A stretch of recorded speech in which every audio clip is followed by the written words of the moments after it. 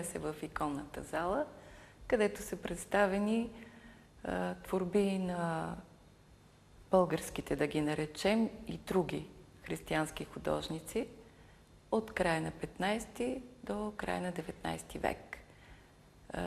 Постоянна експозиция, която за нощта на галериите ще има своите новости, своите акценти, като например една икона, наречена Три светители, икона, която е била 30 години близо в Националната художествена галерия.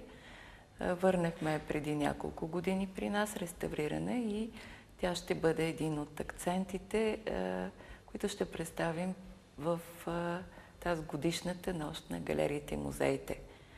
Но всъщност акцентът ще падне на една допълнителна изложба, временна, както наричаме в нашите среди, изложба посветена на 100 годишнината на Петър Джемджиев, един художник, който съзнателния си живот е прекарал в Пловдив и който е изписал много църкви, не само в Пловдивския регион, но и в цяла България, стенописи, икони.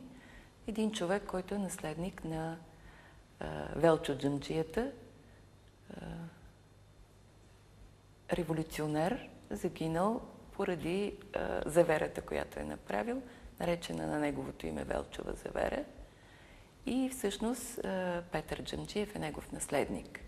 Изложбата е направена със съдействието на неговата дъщеря и ще бъдат представени много проекти, свързани с иконите, стенописите, които е правил този художник, както и някои от портретите, с които също се е занимавал.